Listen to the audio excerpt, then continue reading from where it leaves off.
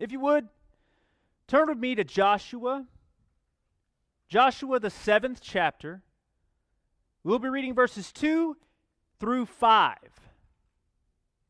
Again, that's Joshua chapter 7, verses 2 through 5.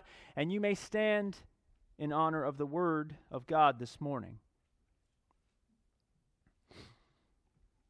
In Joshua chapter 7, verses 2 through 5, we read, "And Joshua sent men from Jericho to Ai, which is beside Bethaven, on the east of Bethel, and spake unto them, saying, Go up and view the country. And the men went up and viewed Ai.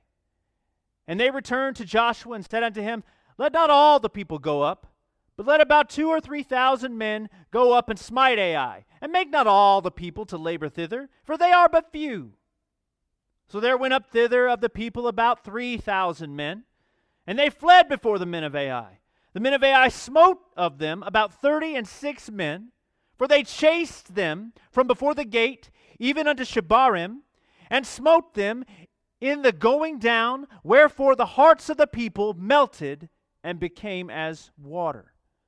Our opening takes us to Joshua, the young leader of Israel, the second leader to follow the great Moses. Now, earlier we talked about hard shoes to fill when we talked about Jerry's testimony, right? Imagine the shoes that this man has to fill. You know? I mean, when you think about it, this is Moses. This is the guy who had so bright a complexion that they put a veil over his face, okay? But I think what Joshua realized and had to realize right away was that I am not Moses. I'm not.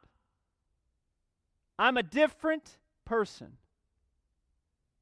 Yet I'm called to be a leader because God knows the qualities that I possess are needed in this moment. I begin first by saying, you may feel down deep inside that you are not like this great preacher, that great prayer warrior. But make no mistake, God has called you to help lead His people because of the qualities that you possess. They are not like those people.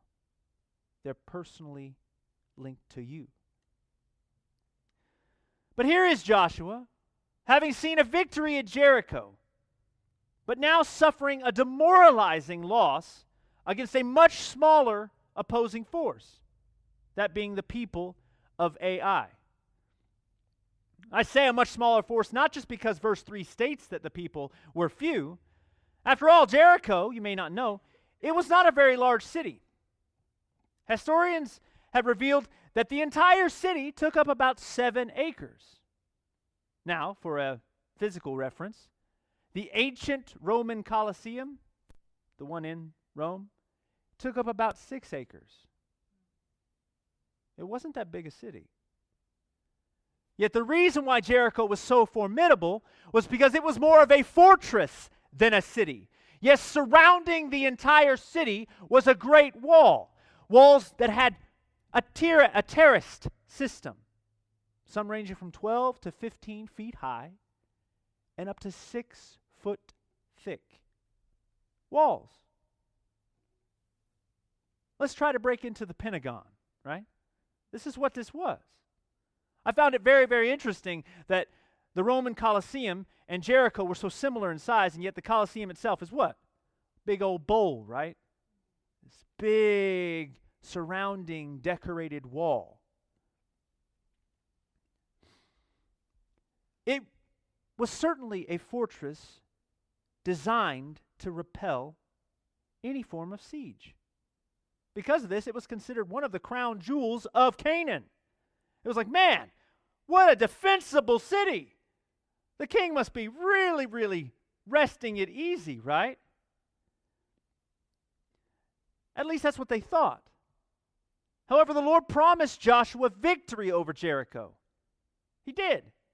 He even gave him the plan capable of achieving that victory. And when Joshua enacted this plan, Joshua 6, 21, 23, and 24 reveals that Israel utterly destroyed all that was in the city, both man and woman, young and old, all with the edge of the sword. Yes, despite its defenses, which were extensive, the Bible reveals that Israel destroyed all of its inhabitants, save Rahab, her family, and all that she possessed, because she had hid Israel's spies that had come to spy in on it. And then they burnt the rest of the city with fire, except for the vessels of silver, gold, brass, and iron. Those were given to the Lord in the Lord's treasury. Yet now this same captain, who experienced such a great victory over an insurmountable force like Jericho, is now laying on his face and crying to God because they've been beaten by something so insignificant as AI. I can't help it. Every time I say this city's name, some of you are shaking your head. Yes, my son said it Saturday. AI, artificial intelligence, is in the Bible. He said, oh my gosh, it's no wonder they won then. I'm like, what? Like, no. This is a town name. This is a town name. No, Dad, that's artificial intelligence. Israel didn't stand a chance. I'm like, you can take your Siri conversations and your Alexa conversations all out of this, all right?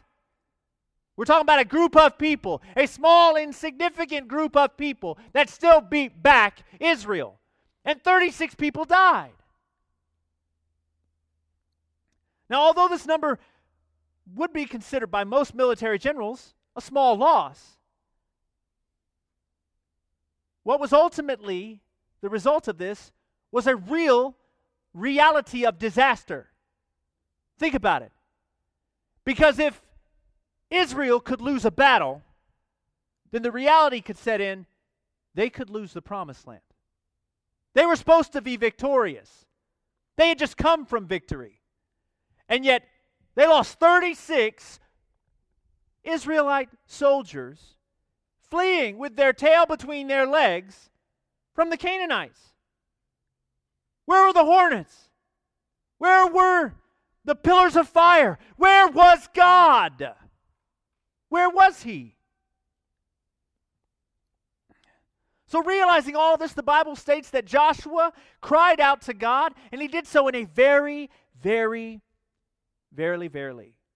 very familiar way.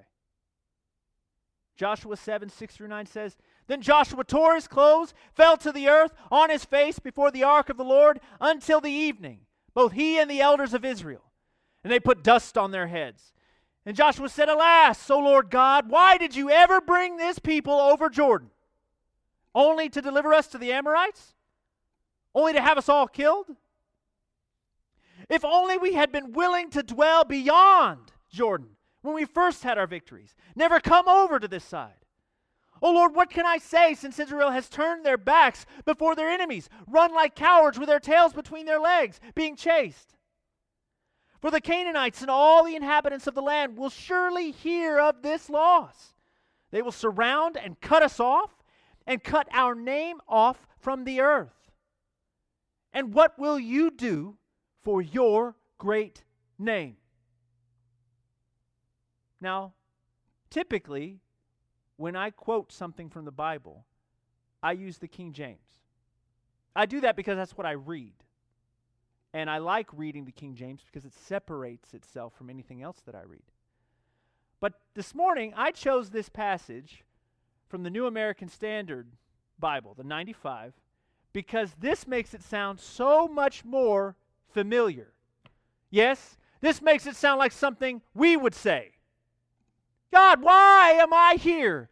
Why did you put me here if you're not going to grant me victory? Why have I suffered loss? Why did you not step in and do the things that I know you're capable of doing? Why haven't you done this? Why haven't you done that? Why have you allowed me to suffer this demoralizing defeat?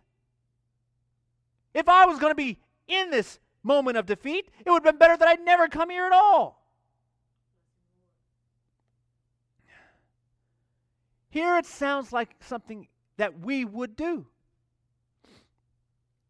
We would sit there and say, God, why have you not done the things that I know you can do? Those 36 Israelite deaths, that's on your head. We know you could have stopped it. Why didn't you stop it? We're your people. Why didn't you step in and do what we know you can do? We saw what you did at Jericho.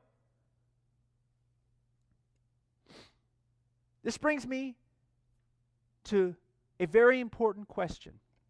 It's also the title of my sermon today. That question being, why do we blame God for us?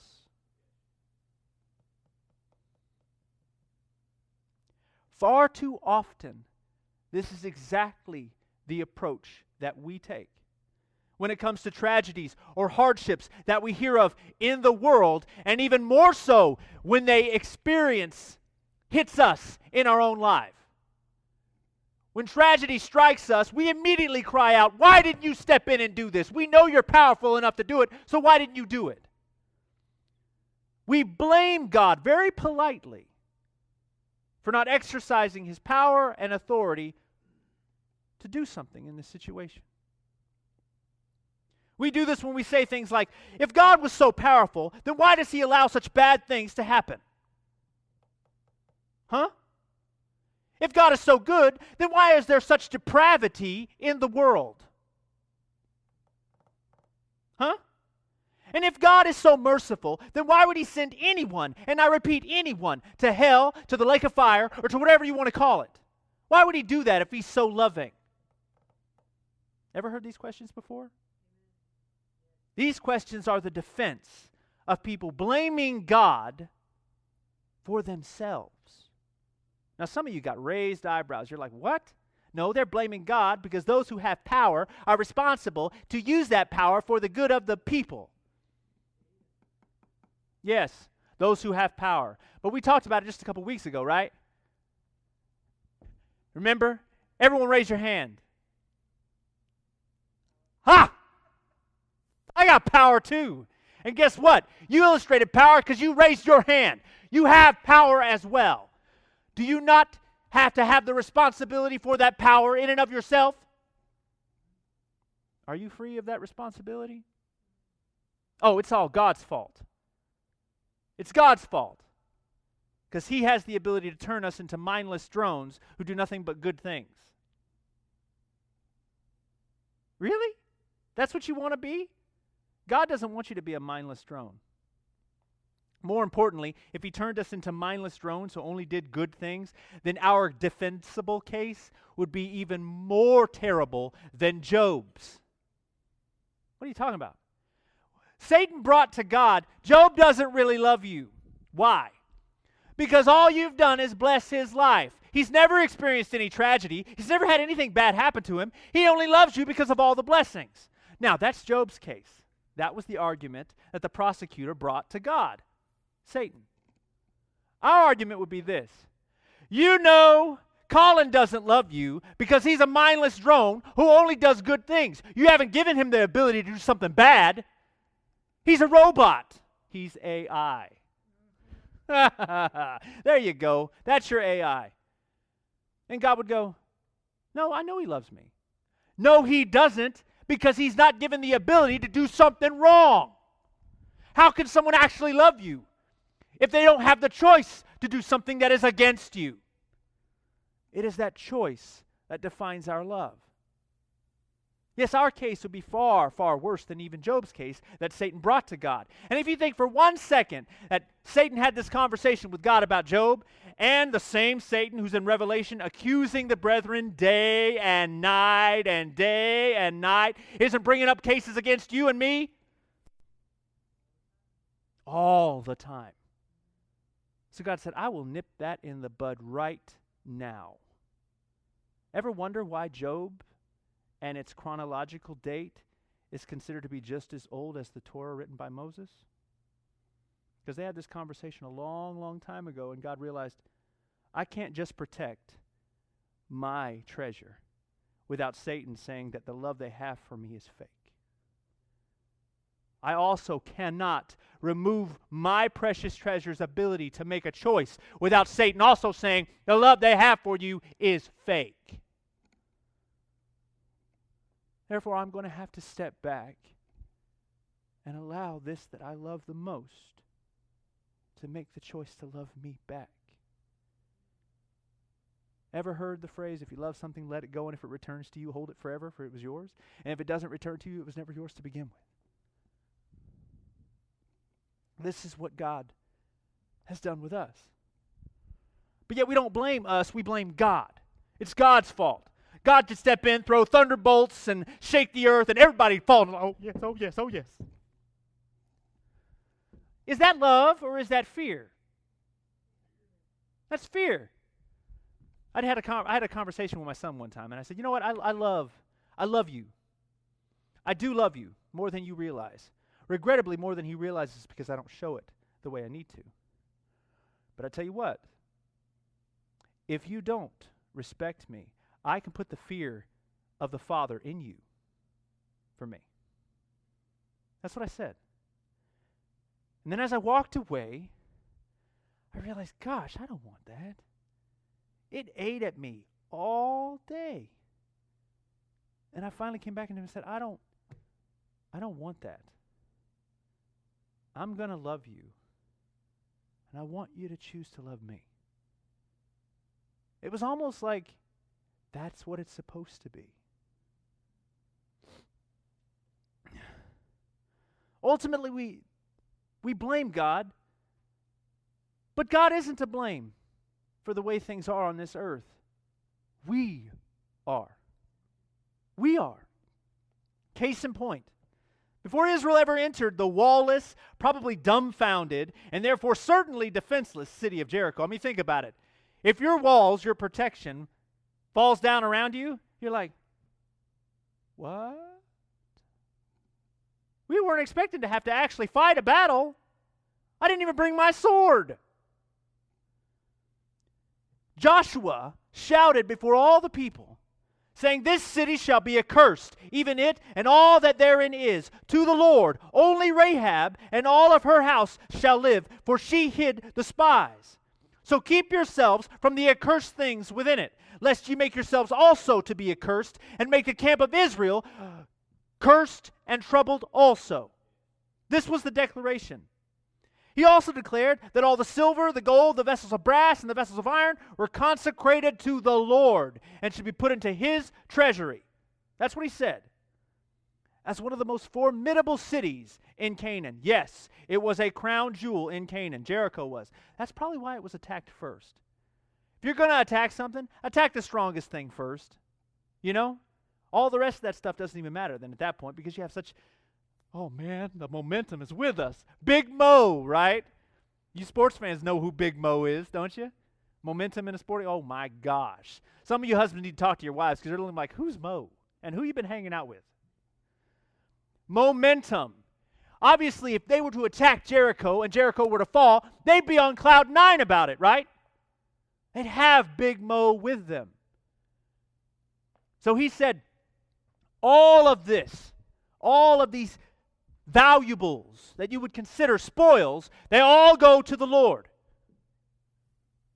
As the first city to fall, God's pronounced judgment was to say that all of these precious things within them were to be cursed. But they didn't do this. What? They didn't. Joshua 7:10 through 12 reveals that the Lord told it to him. And the Lord said unto Joshua, get up. Why are you lying on your face? Israel has sinned. They have also transgressed my covenant, which I commanded them, for they have even taken of the accursed things, and have stolen and disassembled also. They have put it even among their own stuff. The commandment was, all of these things were to be accursed and consecrated to God. Now later on, you come to find out that a man by the name of Achan had coveted gold, silver, and a Babylonian garment, and hid all of them in his tent. So this covetous thief stole from God, but God was to blame for the 36 deaths. Of course, God could have stepped in and put a big old pillar of fire between Ai and Israel, and all of them could have escaped. But who's responsible for those 36 lives? Achan. not God. He made a choice. And just as Joshua said, brought curse and trouble on the entire camp. But we don't look at it that way, because God could have had the power to stop them in their tracks. Why didn't Achan die? Achan didn't die in the battle, which I'm sure he was a part of, because then Achan's sin would have been hidden. Why didn't God grant them the victory? Once again, because Achan's sin would have been hidden. God could not have granted Israel victory over Ai, not with Achan deliberately going against what God had commanded. Why isn't God blessing my life? Are you deliberately going against what He's commanded? Then don't expect a blessing. Why? The Bible says God will not be mocked, and that is exactly what it is. If someone says, hey, don't take that, doesn't belong to you, don't take it. And you turn around, it belongs to me, it's nice, that's mine. The arrogance that we have to think that we and our opinions are just as powerful and just as important as the one who created us to begin with.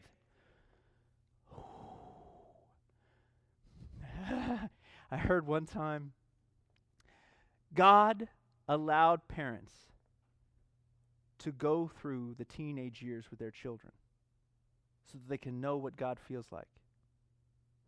Think about it. To have created something that one day looks at you and says, I don't have to listen to you. I'm just as important, I'm just as wise, and I'm just as strong as you are. Boy, God says this every day, man. Oh my gosh, I brought you into this world. I can certainly take you out of this world, and I won't go to jail for it.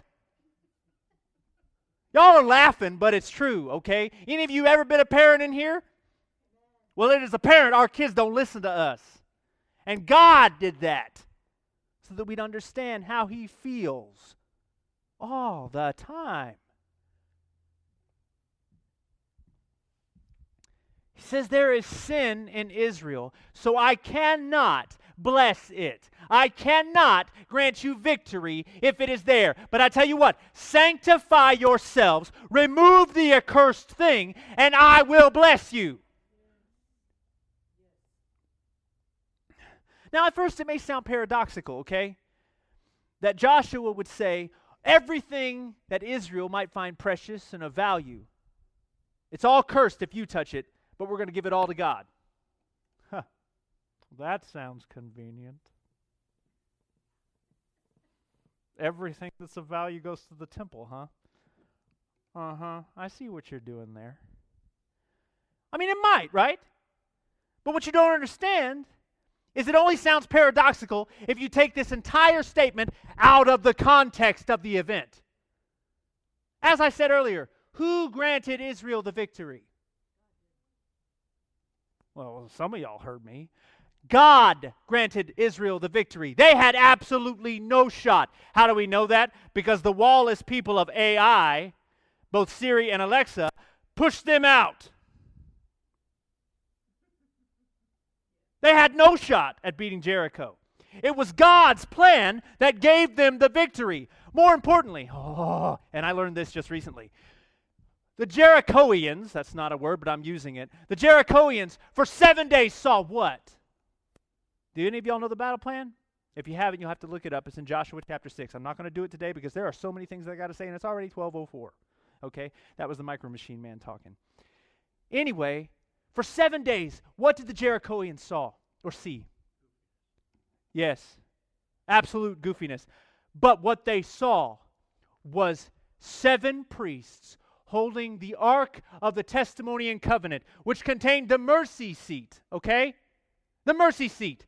And a nation of soldiers following behind this invisible king who was sitting on that seat. For 7 days, the Jerichoians watched as God circled it like a predatory lion, circling and circling and circling. They watched this. The soldiers said nothing. Nothing. They were following behind God. More importantly, it was literally, again, verily, verily, literally the Lord who granted them victory. Rahab would have testified to it. You know why I know this? Because that was the title she heard when Joshua shouted out, "The Lord has granted you victory this day." As the walls came tumbling down, it had nothing to do with what Israel was doing. Rahab would said, "I heard Joshua scream out, 'The Lord has granted you victory,' and immediately those walls started cracking and crumbling." God did that. God did that. There was no opportunity for them to have victory in that moment. So who did the spoils belong to? God. Yet Achan thought, "Nah, man, these belong to me as part of my finder's fee, as part of my help in this coalition and army. This belongs to me, not to God." Oh, I'm going to say it. You be very careful with what you do with your tithes. They do not belong to you. They belong to God. Be very careful with what belongs to God.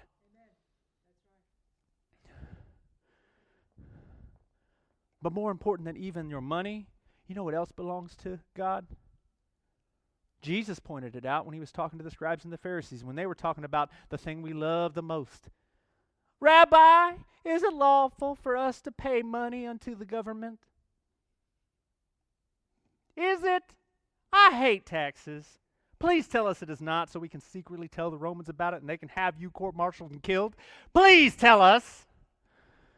Jesus said, "Man, why do you tempt me? Why?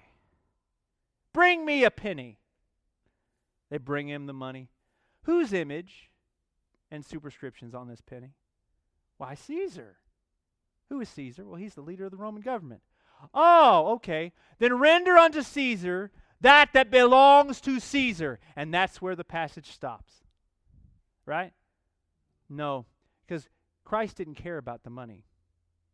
Christ cared about them. "And render therefore unto God that belongs to God." You were created in the image and likeness of God Almighty. You therefore belong to God. What you do with what belongs to God, you will be held accountable for. That goes way beyond what you're doing with your pocketbook and your wallet. What you're doing in your life, what you're doing with your body, what you're doing with your mind, that all is part of God's inheritance. You are responsible for that. Oh, but we don't want to talk about our responsibility. Let's focus on God's responsibility. God is the reason this world is so terrible. God is the reason that all this bad stuff is happening.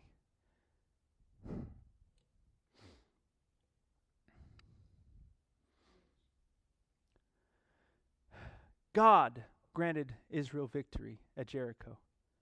So the treasure was to be given to God as kind of a first fruits offering. That's what it was. Bring the first fruits of yourself. This was the law. Bring the first fruits of your harvest, of your livestock. Bring the first fruits to me. For all the firsts belong to me, God said. But rather than take the firstborn of each Israelite, he said, "I will take the tribe of Levi to be my inheritance." Rather than taking the first, even though the first always belongs to me. This was just the law. This wasn't just Joshua's declaration. Joshua knew the law. The first belongs to God. Yes, God did grant them victory at Jericho. But it was Achan's sin that caused the defeat against Ai. And sin has a price. It has a price. 36 lives. 36 lives were to fall. Not because of God and what he didn't do, but because of what Achan did do. Now, the second reason Joshua said that everything that would be considered of silver, brass, iron, gold, all of these things were accursed to you and were to be given to God, is because many of the vessels that would have been made of these precious metals were parts of their demonic pagan worship. They included objects associated with that worship. These practices included worship of a pantheon of differing gods with differing supposed views. They also included public fertility rituals, and even human sacrifices, including the children born of these rituals. They thought these rituals would bring them good harvests. Yes, the Canaanites sacrificed children. A point made very clear when Moses said to them, "Observe and hear all these words which I command thee this day, that it may go well with thee and with thy children after thee forever, when thou doest that which is good and right in the sight of the Lord thy God. When the Lord thy God shall cut off the nations from before thee, whither thou goest to possess them, and thou succeedest them and dwellest in their land, take heed to thyself that thou not be snared by following them, after that they have been destroyed from before thee, that thou inquire not after their gods, saying, how did these nations serve their gods?" This is way back in Deuteronomy, before they ever touched down in Canaan. God already knew this would creep into their minds. How did they serve the gods of their ancestors? How did they serve their gods? "Even so will I do likewise. Thou shalt not do unto the Lord thy God this way. For every abomination to the Lord which he hateth have they done to their gods, even to their sons and their daughters have they burnt in fire before their gods. What things soever I command you to observe, do that. Don't add anything to, don't take anything away." You think it's written in Revelation where he says, don't add anything to this book and don't take anything away? It's way back in Deuteronomy. Don't add to what I have asked of you. Don't take away what I have asked you to do. And certainly don't follow after them.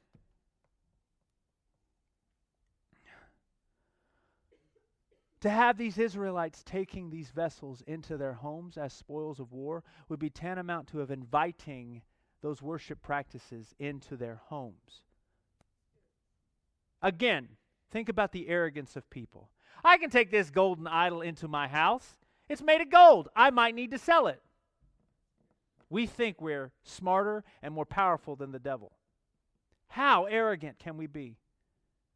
I say that to say this. Today we have many modern day idols and things that God is not pleased with sitting in our house. And that same arrogance thinks that we can sit and say, God, I'm not going to be tempted by this. I'm not going to be tempted by that. I can invite these things in. It's not a problem. Satan just loves to hear that.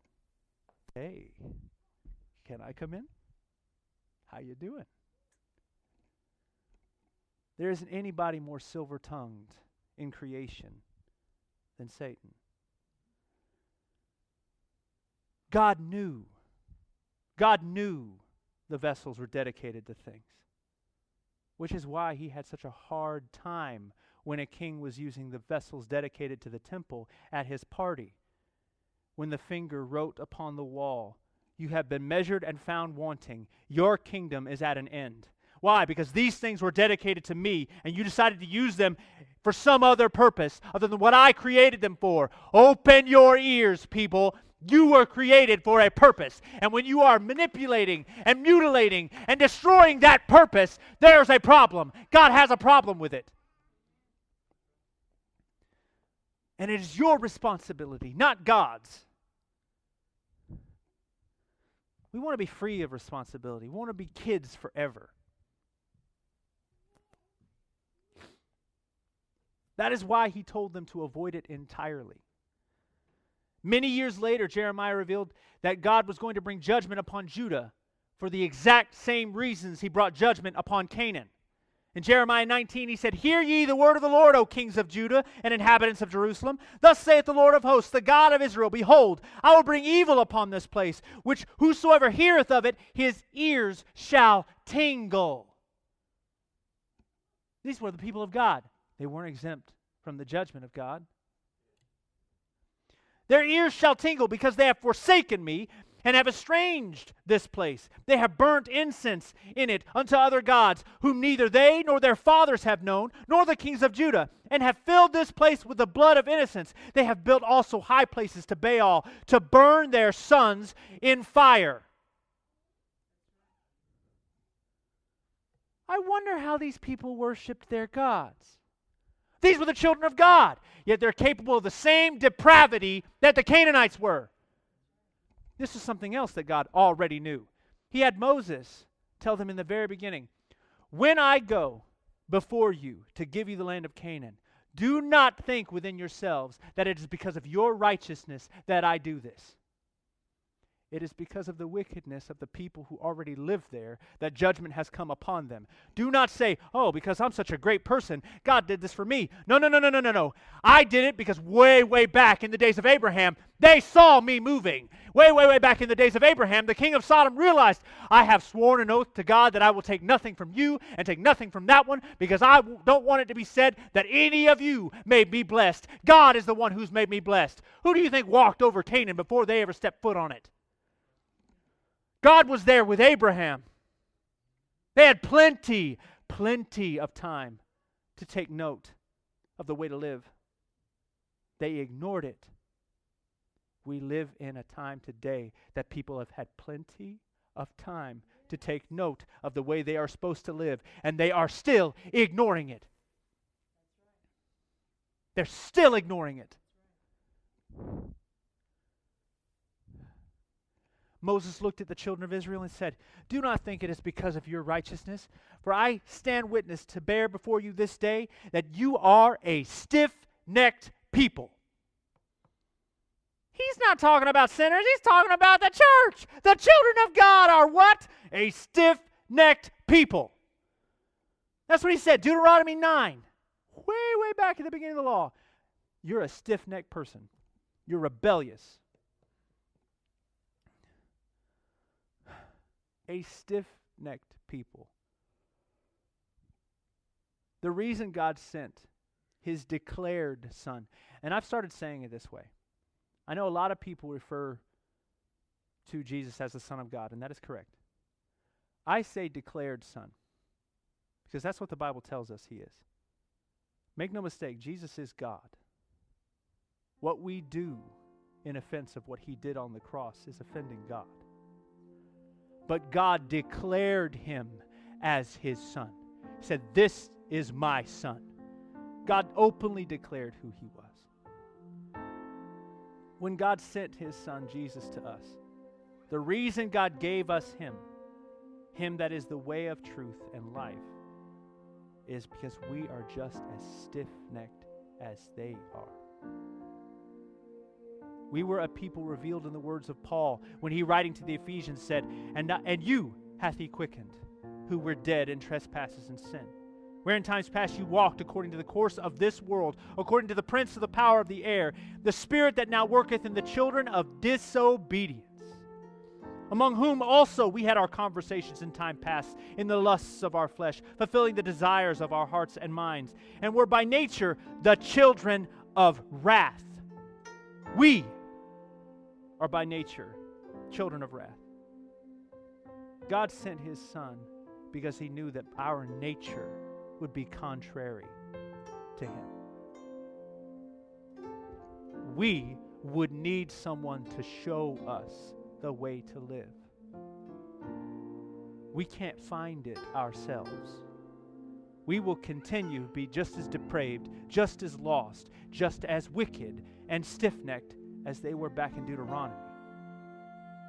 Those who generation upon generation upon generation later were sacrificing their kids.